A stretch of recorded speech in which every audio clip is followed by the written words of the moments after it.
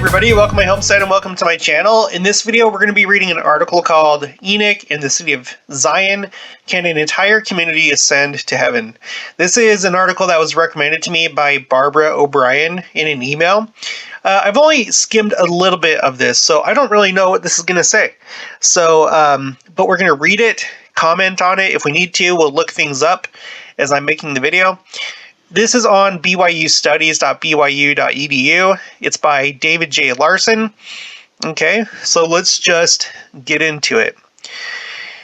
The work of scholars such as George Nickelsburg and Hugh Nibley has opened our eyes to ancient traditions regarding the figure of Enoch, so that we, as Latter-day Saints, have come to realize what a wealth of knowledge the prophet Joseph Smith provided when he produced his inspired renderings of the first several chapters in Genesis, including the greatly expanded story of Enoch. Yes, this is something that other Christian denominations do not have.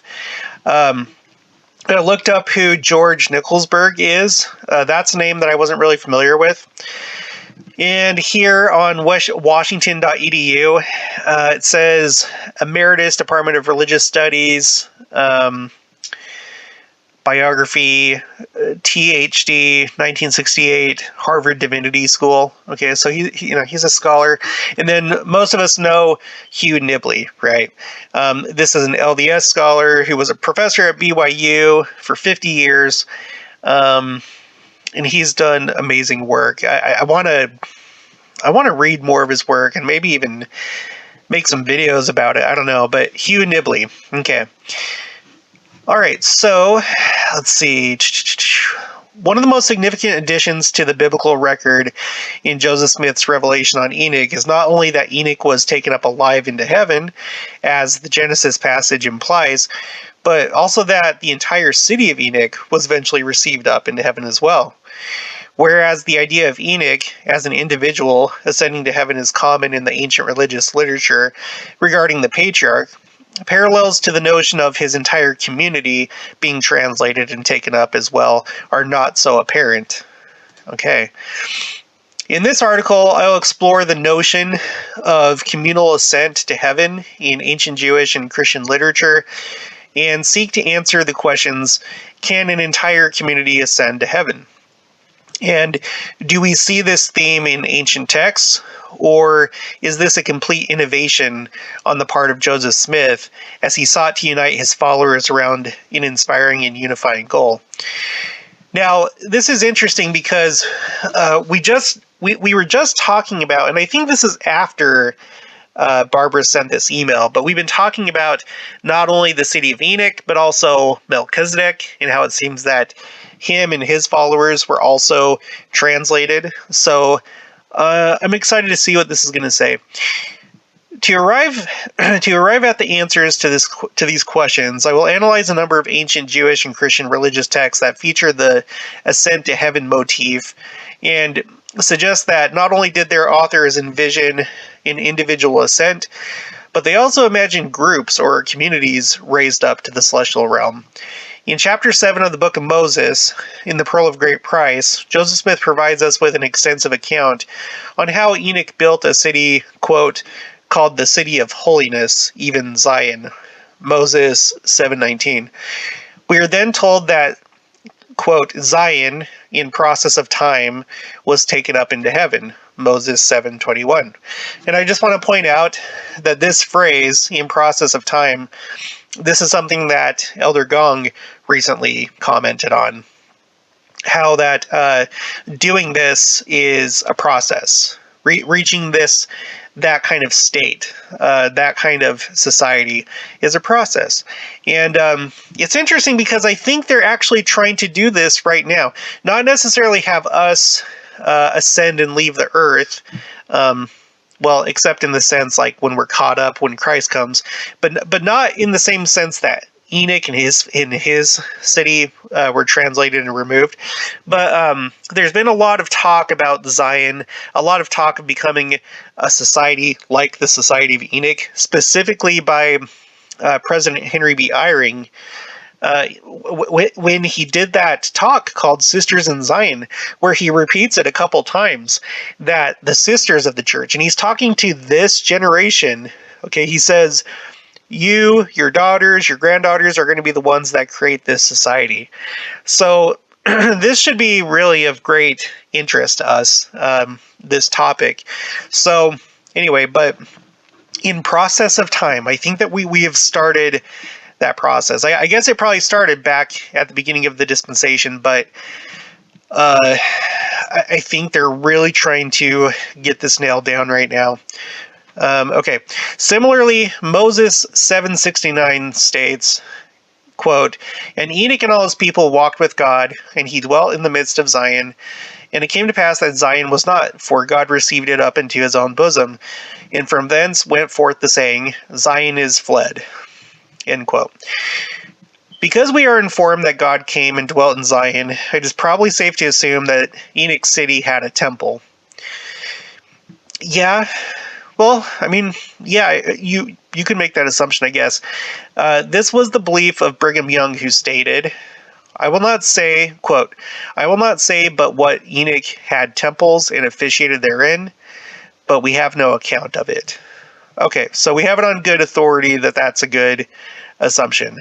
That's according to Brigham Young. And I guess it would make sense. It's interesting because that would actually be like, if we knew that for sure, then that would be like the first account of like a temple in the scriptures. Even though we don't have it, if we knew it for sure, it would be. Unless you're counting like altars, like Adam and Eve and their altars and so on and so forth. So that's an intriguing idea. Okay, we're moving on. One of the most intriguing elements of Joseph Smith's inspired translation of Genesis is that this concept of communal ascent is not limited to Enoch's city of Zion. Once Zion had been elevated to the Lord's presence, this established a pattern for others to follow. With Enoch's Zion removed from the world, the quote-unquote residue of the people left behind continued to increase in wickedness, a downward spiral that ultimately ended with the coming of the great flood to cleanse the earth of their iniquity. Moses 7:27 informs us that the more righteous living between the time of Enoch and Noah were removed from this dismal situation. Quote, "And the Holy Ghost fell on many, and they were caught up by the powers of heaven into Zion." Yeah. So basically, it's not like back in those days you missed the train. You know, it looks like you were still able to, like stragglers or new converts or however you want to think of it. It seems like they were able to join later. So that's an interesting concept. Okay, continuing on. In an interesting New Testament parallel, the author of the epistle to the Hebrews mentions that the translation of Enoch in his discussion of the faith of the ancients. He then goes on to mention how Abraham, while he was wandering in the land of promise, living in tents, quote, waited for the city which has foundations, whose builder and maker is God. That's Hebrews 11:10. An interesting New Testament parallel. That's interesting. I'm gonna pull that up really quick. I have to like see it. Not that I doubt it, but I want to see it. Okay, Hebrews. What was it? Hebrews 11:10. I want to read the chapter heading. Oh, oops, that's chapter 10. Hebrews 11:10. By faith we understand the word and work of God. The faith of the ancients was centered in Christ. So, to them, at the time of the book of Hebrews, the ancients would, I mean, that could include many different peoples, but certainly Enoch and his people would be considered ancient to them. By faith, men subdued kingdoms, wrought righteousness, and worked miracles. Okay, verse 11. Or, I'm sorry, 10. Gosh. It says here, I'll zoom in. By faith, Abraham was called to go out into a place which he should after receive as an inheritance, obeyed, and he went out not knowing whither he went. By faith, he sojourned in the land of promise, as in a strange country, dwelling in tabernacles with Isaac and Jacob, the heirs with him of the same promise. He looked for a city which hath foundations, whose builder and maker is God. There's a footnote for city. The footnote goes to Doctrine and Covenants 76:66. These are they who are come unto Mount Zion, and unto the city of the living God, the heavenly place, the holiest of all. Yeah, that is fascinating. He was looking for a city. This is probably mentioning or alluding to the city of Enoch, and those who have also been translated. Okay. The text goes on to imply that all the patriarchs were seeking to reach or return to a country or a city, a heavenly city. Hebrews 12:22 associates this city with Mount Zion. The author contrasts the experience of the Israelites under Moses and how they were not able to even touch Mount Sinai with that of the followers of Jesus Christ, who were given full access to Mount Zion. Yeah, and it's funny because we actually just read that too. We were talking about trumpets. It was my video about trumpets, and we read this part where the Lord, his presence came to Mount Sinai. He was there to meet his people. There was the sounding of a trumpet, but the people were not to touch the mountain.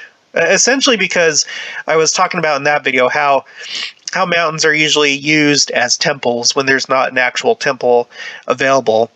And so it makes sense. You don't go into holy places unless you're prepared and unless you're worthy. So, okay. So this is interesting that this is talking about this. Okay, that of the followers of Jesus Christ who were given full access to Mount Zion. Speaking to a community of Christian believers, the author declares, quote, "But ye are come unto Mount Zion, and unto the city of the living God, and to an innumerable company of angels, the general assembly, and the church of the firstborn, which are written in heaven." Okay, now there's the mention of the church of the firstborn, which my understanding, is that the church of the firstborn are those who are living a celestial law. And I don't know if you already have to have had your calling and election made sure to be considered part of the first of the churchborn. But there's been a lot of talk of that lately. So anyway, with Christ being there, they are to come to Mount Zion, and then contrast that with back in Moses' day, how they could not do that. And then unto the city of the living God. Yeah, that has like echoes of the city of Zion. Okay. Aquila Lee argues that, quote, "The idea about Mount Zion as heavenly Jerusalem was taken up by the early church when they read Psalms 2 together with Psalms 110 as applying to Jesus." Psalms 10:4 is, of course, one of only two passages in the Hebrew Bible that make mention of Melchizedek. Yeah, and we know from the Joseph Smith translation that Melchizedek and his people were also translated. Lee observes that the early Christian church understood Psalm 110:1, verse 1, to refer to Jesus, who had taken up his throne on Mount Zion, Psalms 2:6, at God's right hand. Psalms 110, verse 4, was understood to declare that Jesus's priesthood was related to the priesthood of Melchizedek. this is the connection that the author of Hebrews makes, that Jesus' priesthood is the priesthood of Melchizedek. Okay, so I'm sorry, but I want to look at this. Okay, this video may or may not be for some of you, but I want to see it. Okay, so let's go to Psalms 2. The chapter heading says a messianic psalm. The heathen will rage against the Lord's anointed. The Lord speaks of his son, whom he has begotten. Okay, I just want to let's just look at the verses that they're talking about. So in Psalm 2, verse 6, okay, who had taken up his throne on Mount Zion, Psalm 6. So that's down here. Yet I have set my king upon my holy hill of Zion. Okay, so there it is. Okay, let's go a little bit before that. Let's just start from, okay, why do the heathen rage and the people imagine a vain thing? The kings of the earth set themselves, and the rulers take counsel together against the Lord and against his anointed, saying, and of course we know the anointed, that's talking, I'm pretty sure that's talking about Messiah, Jesus Christ. Let us break their bands asunder and cast away their cords from us. He that sitteth in the heavens shall laugh, the Lord shall have them in derision. Then shall he speak unto them in his wrath, and vex them in his sore displeasure. Yet I have set my king, Christ, upon my holy hill of Zion. I will declare the decree. The Lord hath said unto me, Thou art my son, this day I have begotten thee. Ask of me, and I shall give thee the heathen for thine inheritance, and the uttermost parts of the earth for thy possession. And this is interesting too. We were just talking about the earth being inherited during the millennium by the righteous. So this is kind of cool. Thou shalt break them with a rod of iron. And we all know what the iron rod is. It's the word of God. Thou shalt break them with a rod of iron. Thou shalt dash them in pieces like a potter's vessel. Be wise now, therefore, O ye kings. Be instructed, ye judges of the earth. Serve the Lord with fear, and rejoice with trembling. Kiss the Son, lest he be angry, and ye perish from the way, when his wrath is kindled but a little. Blessed are they that put their trust in him. This is a great psalm. Okay, now let's look at Psalm 110. Okay, so we just read about that, about Christ on my holy hill of Zion. Okay, now let's go down to 110. This is not very long. Okay, a messianic psalm of David. Christ will sit on the Lord's right hand. He will be a priest forever after the order of Melchizedek. The Lord said unto my Lord, Sit thou at my right hand until I make thine enemies thy footstool. The Lord shall send the rod. It's funny, it's talking about a rod again. The Lord shall send the rod of thy strength out of Zion. Rule thou in the midst of thine enemies. Thy people shall be willing in the day of thy power, in the beauties of holiness. From the womb of the morning thou hast the dew of thy youth. The Lord hath sworn, and will not repent. Thou art a priest forever, after the order of Melchizedek. The Lord at thy right hand shall strike through kings in the days of his wrath. He shall judge among the heathen. He shall fill the places with the dead bodies. He shall wound the heads over many countries. He shall drink of the brook in the way, therefore shall he lift up the head. Okay. All right, let's get back to this. So let's read this paragraph again now that we've read that. Aquila argues that, quote, the idea of Mount Zion as heavenly Jerusalem was taken up by the early church when they read Psalms 2 together with Psalms 110 as applying to Jesus. Psalm 110 verse 4 is, of course, one of only two passages in the Hebrew Bible that makes mention of Melchizedek.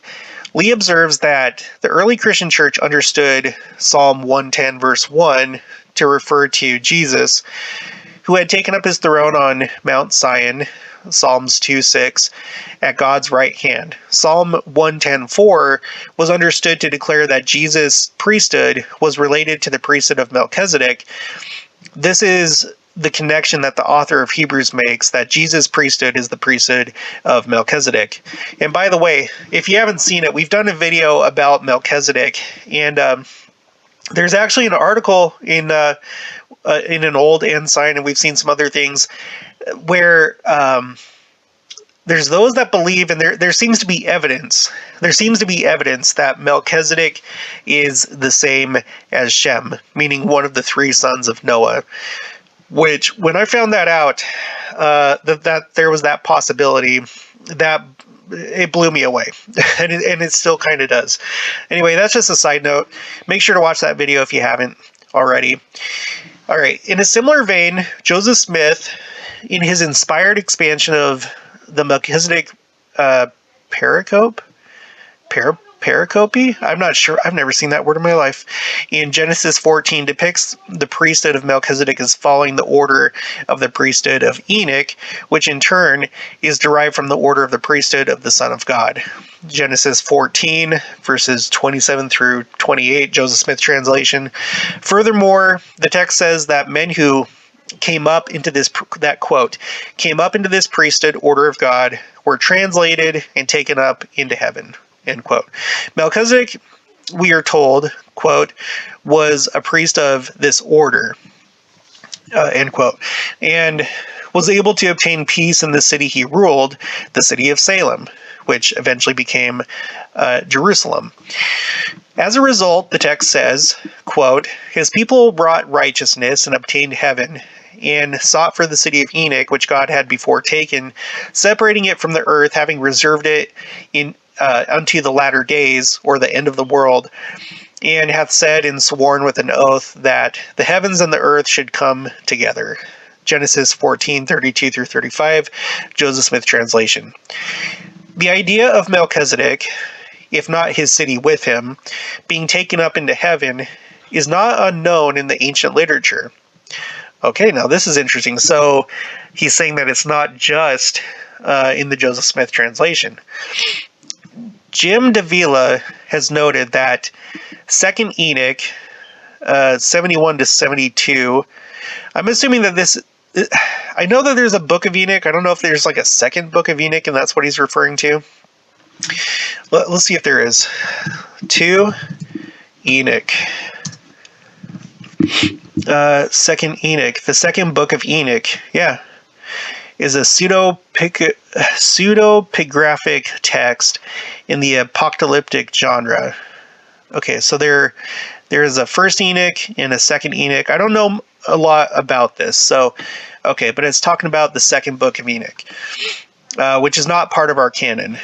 Okay, so Jim Davila has noted that in 2nd Enoch 71 to 72, we find the unusual tale of Melchizedek being, quote, taken away to paradise during the flood so that he may serve later as a high priest, end quote.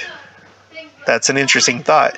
Melchizedek, which seems to be Shem, taken away to paradise during the flood so that he may later serve later as a high priest, end quote.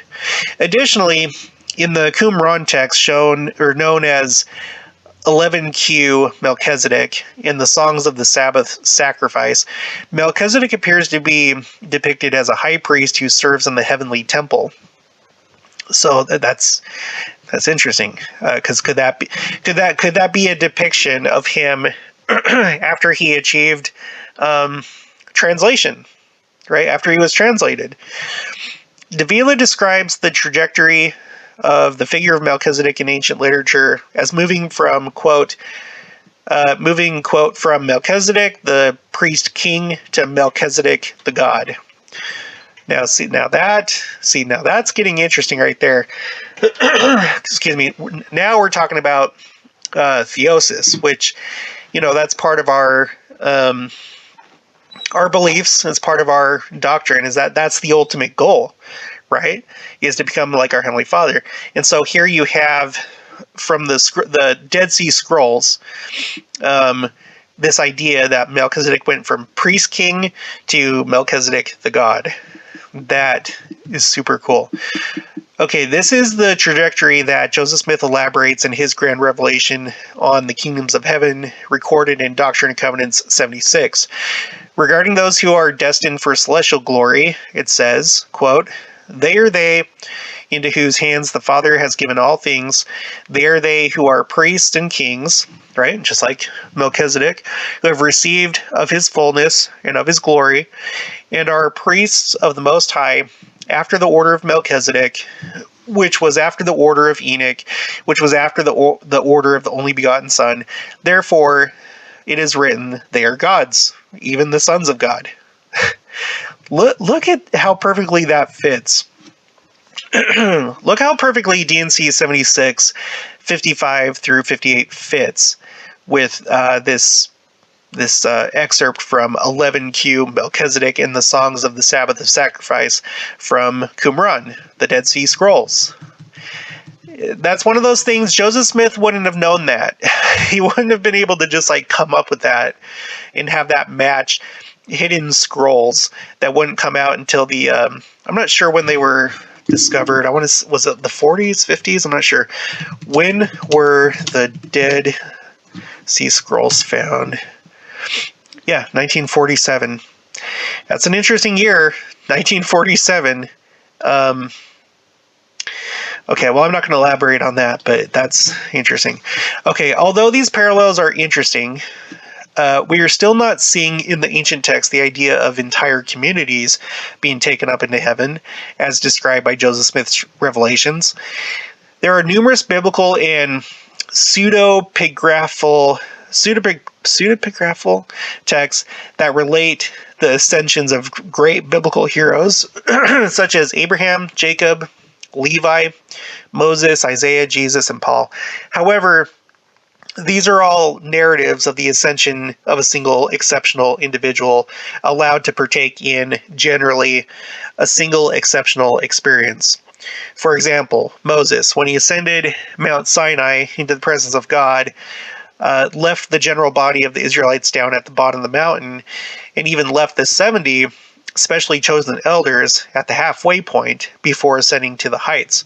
The motif of the ascent of the community to the heavenly realm, although perhaps not as well known as the great stories of individual ascenders, is not as difficult to find as it may initially appear.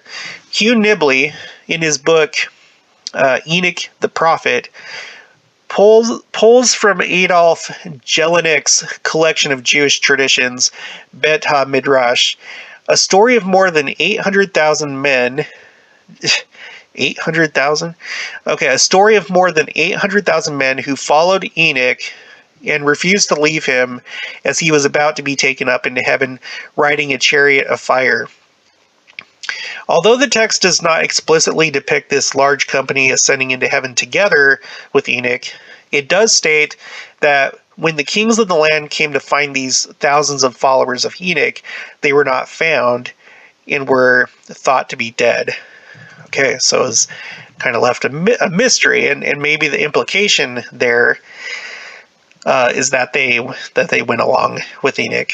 So I guess he's saying that this is kind of like maybe one of the first indications outside of our scriptures that there was more than just an individual that ascended. Okay, another account that is similar to the story of Enoch in the city of Zion, but which involves the ascension of a different group, is the early Jewish story entitled The History of the Rechabites. Okay, the History of the Rechabites. This document tells of a man named Zosimus who was taken up into paradise, where he encountered a group of luminous beings called the Blessed Ones. These blessed ones, to whom Zosimus also refers as, quote, earthly angels, were surprised to see him in their midst and expressed that they did not expect to meet mortals until the end of the world. That's interesting. They asked Sosthemus all about the happenings on Earth, and then proceeded to recount their own history and how they came to live in paradise. They declared that they were originally from Earth, where they were known as the, quote, sons of Rechab, or Rechab, because they would not obey the wicked king Jehoiakim's request that they renounce their covenants and abandon the Lord. They were imprisoned. They were then miraculously freed from prison by angels who came from heaven in a brilliant light and were lifted up to dwell in paradise. They lived there as mortals, but were without sin, purified, and spotless, cleansed from all corruption. That would be nice. I'm looking forward to something like that happening to me. They lived in the light of God and had a shining appearance. See, that's always something that seems to go hand in hand with being translated. You know, Moses came down from Mount Sinai, his face was shining. Abinadi, he essentially, they weren't able to imprison him, or they weren't able to stop him until he was done delivering his message, and at one point, his face shines. The story of Nephi and Lehi, when they were cast into prison, and then the prison walls came down, and there was like that incredible experience, they started to shine. So it seems like when you're translated, whether it's in our own scriptures, or even if it's in this account, which I don't know if this is true. Of course, the author of this article isn't necessarily that this is true. Like, we don't have this as canon, but this could have actually happened. And if it did, then it makes sense that they would have a shining appearance. That corresponds with all these other accounts that we have of people's faces shining. So, okay, so this is interesting. Okay. Angels came among them and told them of the righteousness and wickedness of the world, which caused them to grieve over those who were lost to sin. Regarding their sinless and harmonious state, they explained, quote, among us there is no sickness, pain, fatigue to our bodies. I could definitely use that one. My back hurts every day. Mutilation, weariness, or temptations. Not even Satan's power can touch us. For there is not among us rage, jealousy, evil desire, or hateful thoughts, but we experience only quietness and gladness, and exhibit love and affection toward God and each other. That sounds amazing, and I think that's a perfect description of what essentially the millennium is going to be like. And then onward as we become celestialized, or however it all happens. This is going to be great. This is the reason to be excited about the second coming. Not just these things, not just no sickness or pain, although that's going to be incredible. It's all this right here. No more rage, jealousy, having quietness, right? That's one of the things I love about here in Kansas is it's nice, and it's more like this than it is in Salt Lake or Phoenix or any large city. Okay, this is probably as close as you can get to on Earth to this kind of condition. Living out in the country. Oh boy. Okay, let's keep going. Okay. So, in a recent video, we talked about how, so in DNC 88, so you remember my video that I did recently, just a couple of videos ago, about the 7 angels and their trumpets.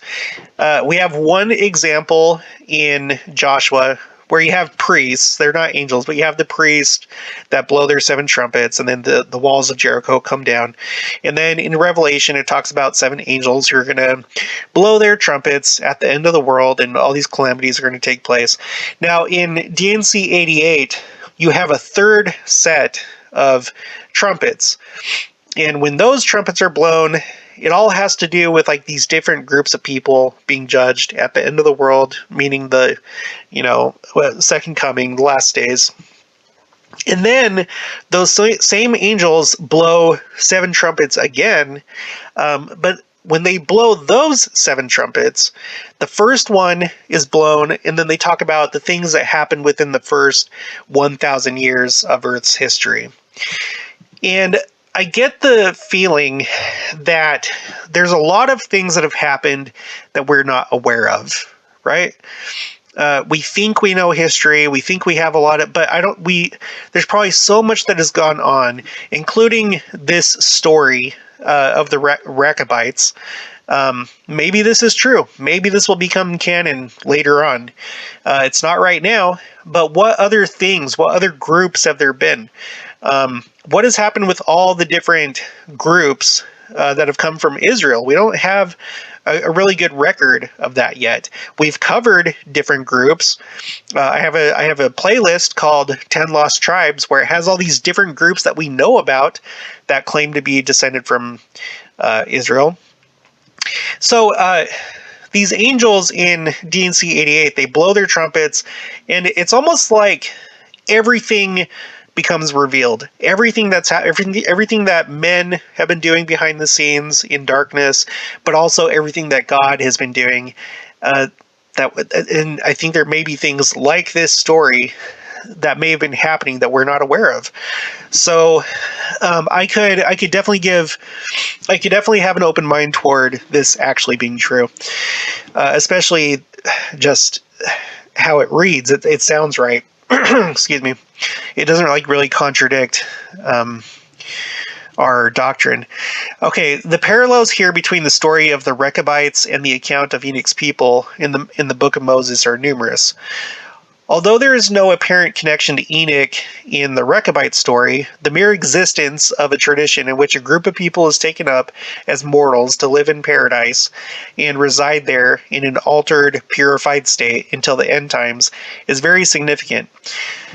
Although other such accounts that parallel the Book of Moses narrative may exist, the remainder of this article will focus not on attempting to identify further parallels of this nature, but on highlighting examples in early Jewish and early Christian literature that depict this motif in a different way.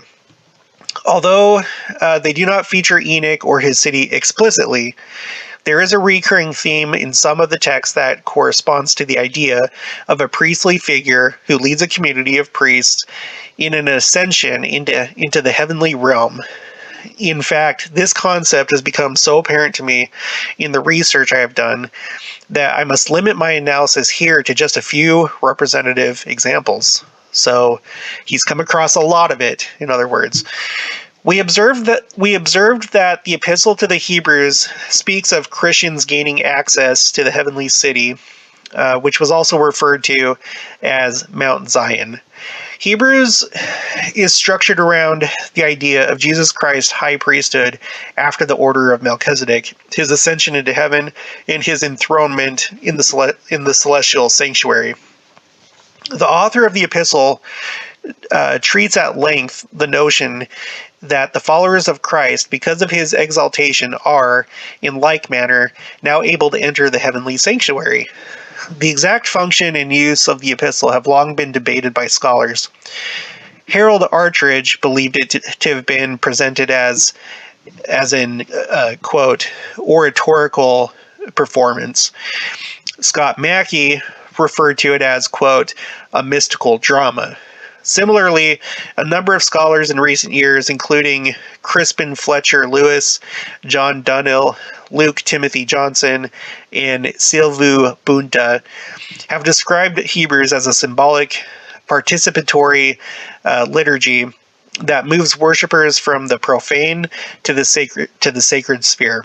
In other words, the epistle, or at least parts of it, was plausibly meant to have been performed or acted out, with a series of events set in the heavenly temple, which would be dramatically brought to life through the use of visually oriented literary practices, such as dramatized, quote, narrative with speaking actors, visual imagery, cues, and commands, including directions to, quote, behold, gaze upon, draw near, and enter. Now, it's almost like he's implying here that this is very similar to the temple, right? Because there's things like that go on. He's talking here about the book of Hebrews, saying that it seems like it's supposed to kind of like maybe play out as a play. Scott Mackey has attempted a reconstruction of this dramatic portrayal, which he understands to be, quote, divine adoption ceremony. Divine adoption ceremony. He outlines the following elements in Hebrews. 1, depiction of Jesus' ascent to heaven and entry into the celestial temple. Quote, a great high priest that is passed into the heavens. That's verse 4:14. Christ entered, quote, into heaven itself. Chapter 9, verse 24. 2, dramatic reenactment of the Son's exaltation. Chapters 1 and 2. Quote, now we see Jesus crowned with glory and honor. 2, verse 9. Sit on my right hand. 1, verse 13. 3, declaration of familial relationship between father and son, or, quote, a naming ritual. Thou art my son, this day I have begotten thee. Chapters 1, verse 5, 2, verses 12 through 13. Number 4, son confers family membership on community, or they are his siblings. Behold, quote, behold, I and the children which God hath given me, bringing many sons unto glory, not ashamed to call them brethren. Chapter 2, verses 10 through 15. Number 5, community is provided access to the heavenly temple by Jesus, their high priest. They are exhorted to boldly, quote, enter the heavenly sanctuary and, quote, draw near to God's throne. Chapters 4, 14 through 6, and then chapter 10, 19 through 25. Upon entry into the heavens, the Christian community hears the declaration, quote, ye are come unto Mount Zion, and unto the city of the living God, the heavenly Jerusalem, and to an innumerable company of angels, the general assembly and the church of the firstborn, which are written in heaven, and to God, the judge of all, and to the spirits of just men made perfect, and to Jesus, the mediator of the new covenant. Hebrews 12, 22 through 24. After reading this, I'm going to have to look at Hebrews just completely differently. He's essentially saying that it's almost like this is almost, I'm not sure that he's saying this, but it's almost like this is kind of like a temple script, essentially, right? The way that we think of the temple, right? So, okay, moving on. According to Mackey, all of this would have been performed by actors or described in a way that the participants could vividly imagine themselves as being in the heavenly temple and visualize Christ on his throne and so on. I would also note here that Hebrews 6, 13 through 18 indicates that the participants were the recipients of promises or covenants from God that are associated with the Abrahamic covenant. I've got to look that. Okay, let's go to Hebrews 6, 13. Okay, scriptures, New Testament.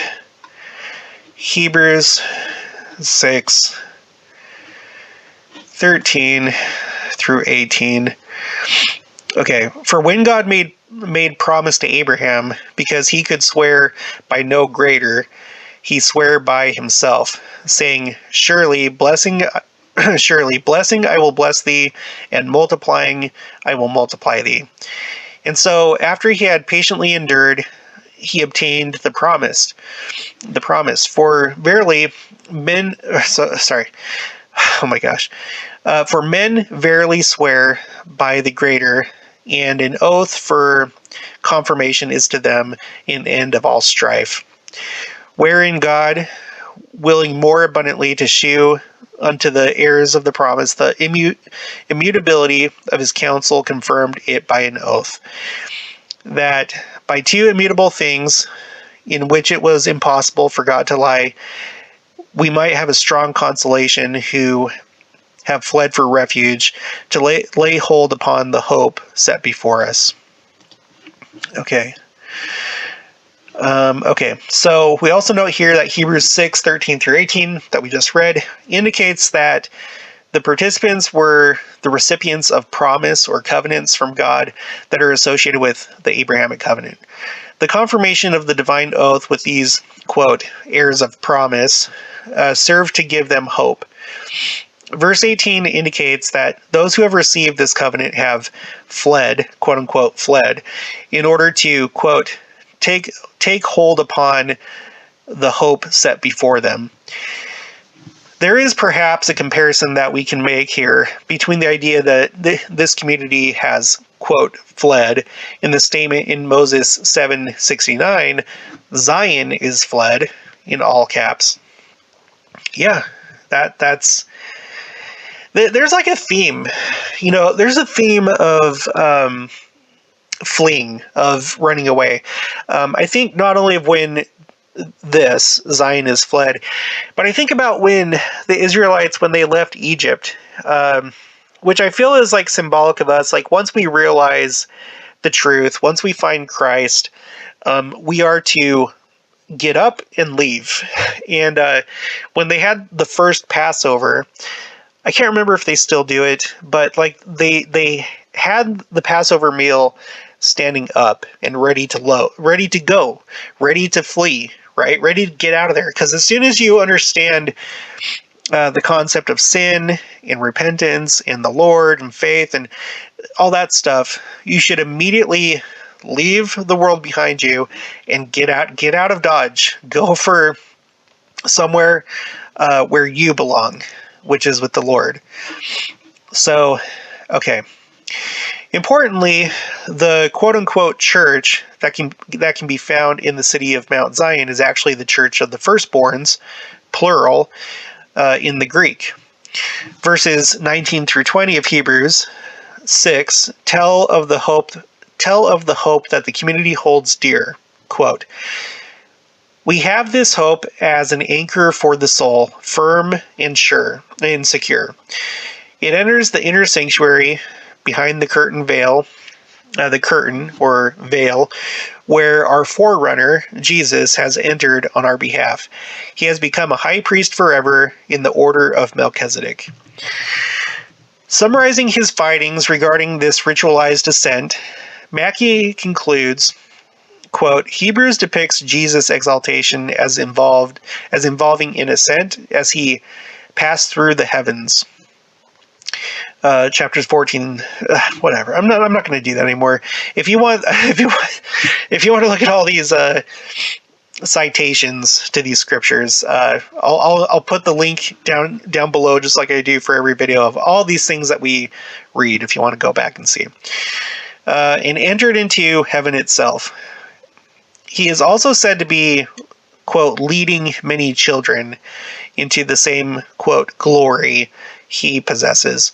Most importantly, the two key entry exhortations, both commend an act of entry that follows and imitates Jesus' own heavenly ascent in passage, quote, through the curtain. Therefore, a mystical heavenly ascent of the whole community would appear to be envisaged. Indeed, Jesus himself declares as much in John 14:2. He says, quote, "In my Father's house are many mansions. If it were not so, I would have told you. I go to prepare a place for you." End quote. As Andrew Louth has argued, those Christians who embark on the mystical journey to reach God do so not individually, but as a community, as the body of Christ. A number of scholars have picked up on the similarity between the epistle to the Hebrews and a collection of hymns found among the Dead Sea Scrolls at Qumran, and also at the Jewish fortress of Masada. we've talked about that before. I've done a video kind of touching on Masada. There was like what was it? There was a seed of a tree. I don't know if it was. I don't know if it was an olive tree, but essentially at the time of Masada, there was a seed, and it has been dormant this entire time. And just recently, they actually got it to grow. So, in other words, the current tree that's growing, its parent was around for the time of Christ, which is a crazy thing to think about. But you can go watch that video if you want. This collection is known as the Songs of the Sabbath of Sacrifice, or the Angelic Liturgy, and consists of 13 songs meant to be sung or recited on each of the first 13 Sabbaths of the year.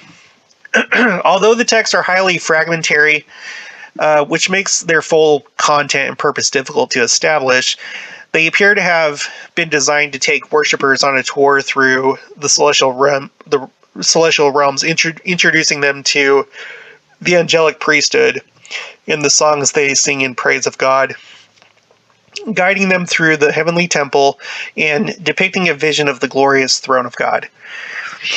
Carol Newsom, one of the foremost authorities on the songs, suggests that, quote, the recitation of these Sabbath songs was a major vehicle for the experience of communion with the angels, and is intended as a communal experience of human worshipers, or human worshiping community, that gives the participants a sense of being in the heavenly sanctuary and in the presence of angelic priests and worshipers.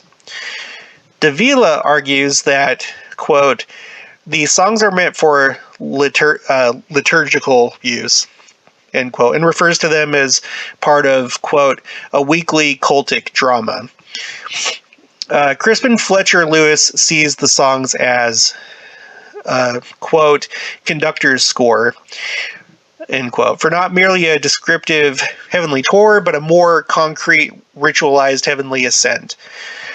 What we see in these texts should be considered the ritual ascension of the human community to heaven, where they experience a vision of God's throne and are temporarily transformed into a angelified or deified state. Scott Mackey and Philip Alexander specifically refer to the song as implying a, quote, communal heavenly ascent.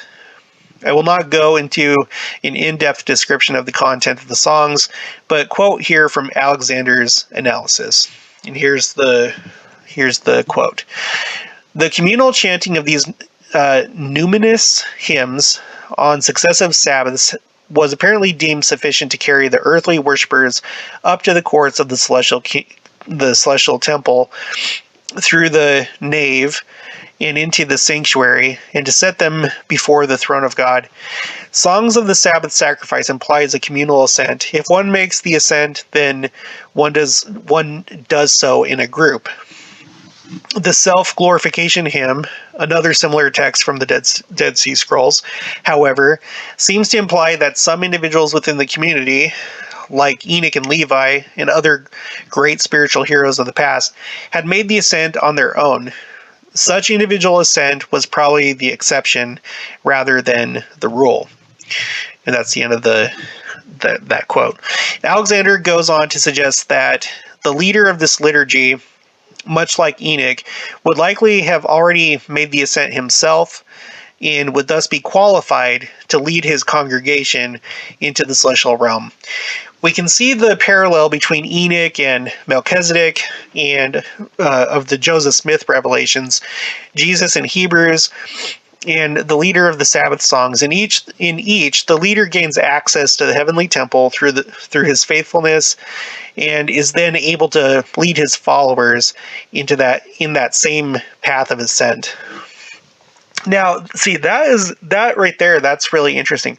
Of course, ultimately, the only way that we get into the celestial kingdom is through Christ, right? He's the one that does it. But as far as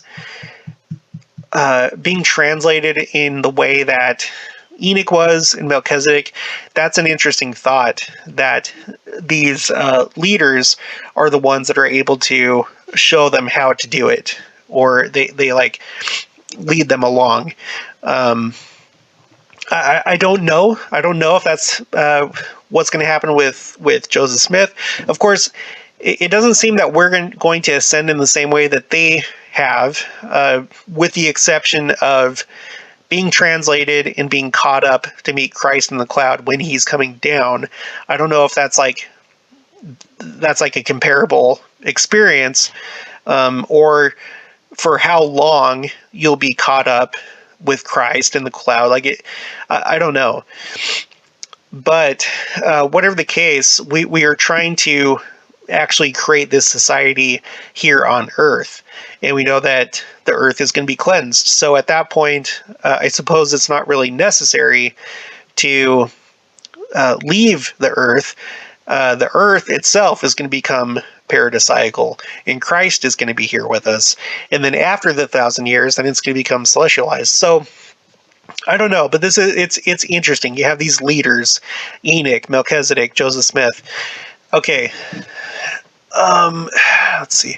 Another common element is that of the priesthood, and specifically the priesthood of Melchizedek.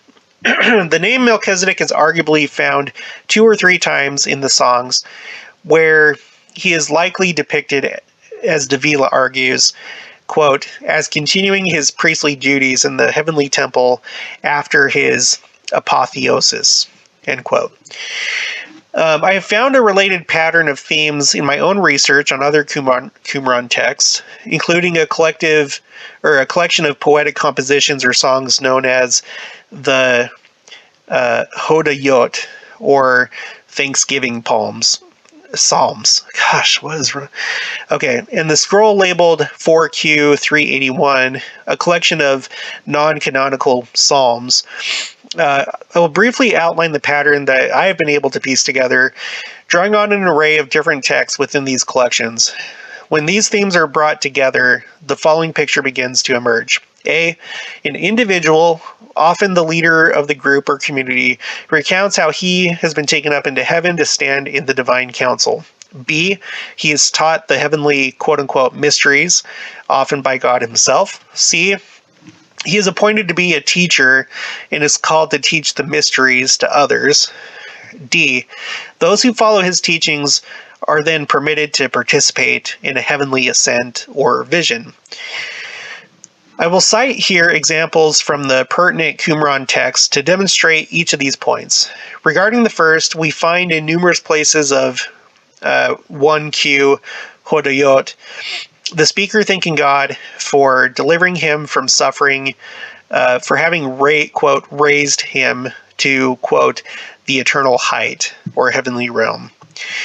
I thank you, Lord, that you have redeemed my life from the pit, and that from Sheol, Abaddon, you have lifted me up to the eternal height, so that I walk about on a limitless plain. I know that there is hope for one whom you have formed from the dust of an eternal council, that he might take his place with the host of the holy ones and enter into community with the congregation of the children of heaven.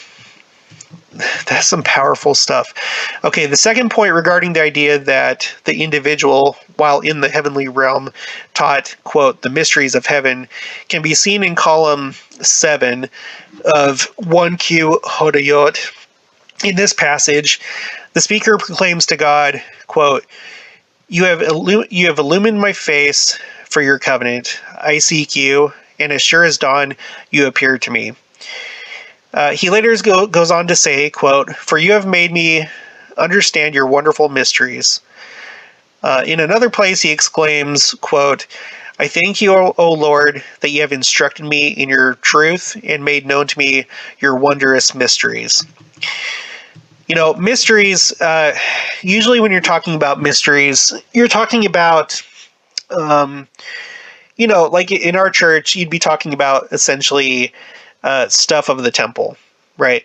I know there's been like other definitions of mysteries, but like in this sense, that's usually what you're talking about. You also have like different mystery schools that are not part of our religion, different things, but it's usually the more like kind of like hidden or esoteric type things that's not really meant for the masses, only those that have qualified themselves to be initiated into the mysteries. So anyway, that's what comes to mind as I'm reading this. We can glimpse the motif of the individual being called to teach the mysteries in 1Q Hodayot 7. There, the speaker states that after God had taught him the, quote, wondrous mysteries and, quote, shown himself to him, God then illumined the faces of many through him. In column 10, line 15, the text reads, quote, but you have made me a banner for the elect of righteousness and an expert interpreter or mediator of knowledge of wonderful mysteries. Samuel Thomas notes that we see in these texts that, quote, the protagonist is called upon to translate or interpret his own experience to those under his tutelage. 1Q Hodayot 7 is an example of the fourth motif mentioned, in which the teacher's disciples are permitted to ascend to heaven to have a similar experience to that of the teacher. In line 25, column 7, the speaker makes reference to a group of people who follow him and tells the Lord that these have, quote, gathered together for your covenant, and that he has, quote, examined them. Yeah, just like how we, you get a temple recommend. You can't just go to the temple unless you're worthy. You have to meet a certain standard. And then you gather together and you partake of the covenants and do the ordinances. Okay, he goes on to declare that, quote, those who walk in the way of your heart, listen to me. They are drawing themselves up before you in the council of the holy ones. The presence of these themes in a variety of documents leads us to speculate that the concept of communal ascent to heaven was widespread at Qumran. The fact that the songs of the Sabbath sacrifice were also found at Masada indicates that this phenomenon was not limited to a group of sectarians living in Qumran. As a number of scholars have argued, I believe that some of these texts or similar ones originated with or were used by the priesthood at the Jerusalem temple. So in other words, not just coming from this little group of weirdos at Qumran. Sorry, I should say. I know that there's been articles in the Ensign about Qumran because some people have speculated, were they like kind of like the true church back then?